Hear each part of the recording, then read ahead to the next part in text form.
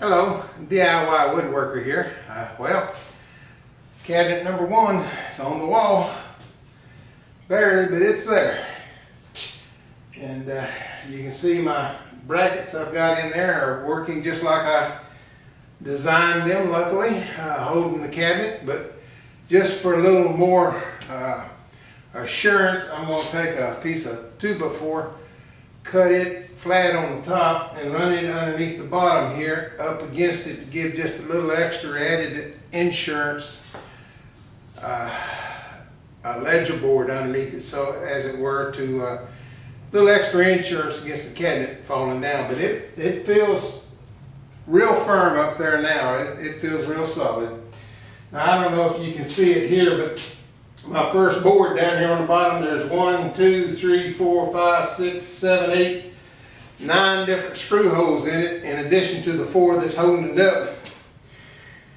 And that was because I was using this sweet little device here, which is a piece of junk, stud sensor, zircon. Well, anyhow, I bought this years ago, paid $3, $4 for it, and throw it in the trash. It ain't worth who.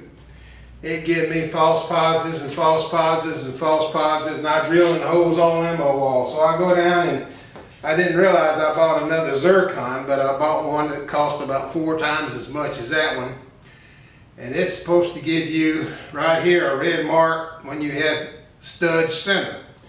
And that worked real good. I mean, 1, 2, 3 holes was great, but for some reason I got a false positive on that 4th board over there for some reason, and I still had to move it over about a good inch to get it into the 2x4. So even with the more expensive, better quality stud finder, I still got a false positive on a stud. So, you know, take your chances. I guess that's why they make spackling compound, don't they? So what I'll be doing next is I'll be taking and filling all these holes up with spackling compound. Excuse me while I wipe the sweat off here.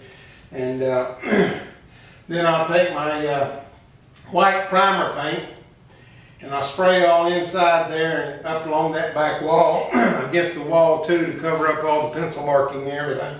So that doesn't look so silly over there where I did all my pencil marking.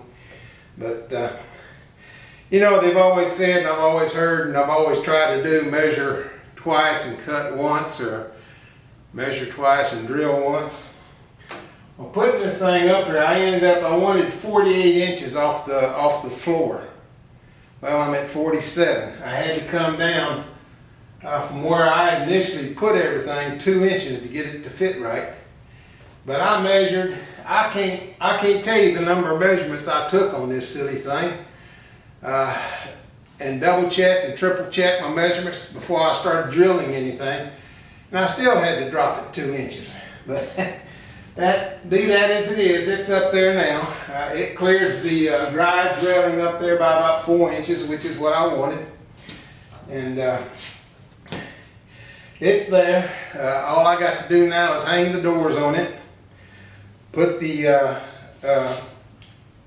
piece of wood up underneath the bottom of it, and we'll call this one done.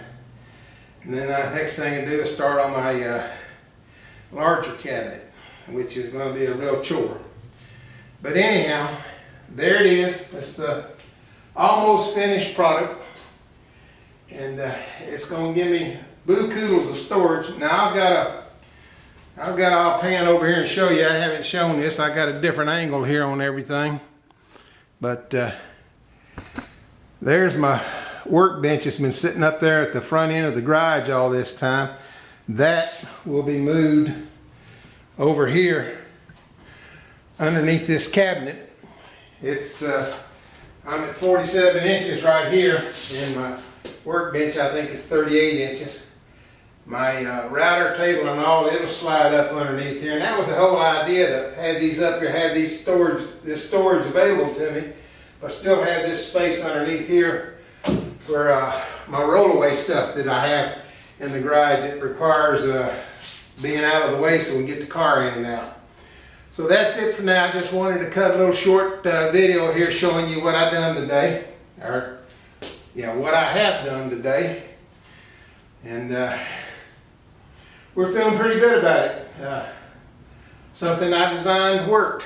Now if I could just learn how to measure, I'd be a whole lot better off. But anyhow, we want to thank you for watching my videos. And again, if you haven't subscribed, I would ask that you do subscribe to my channel. That'll help me out in the long run down the road. And I would highly appreciate it. So for now, this is the DIY Woodworker. And you have a real nice day. We'll talk to you later.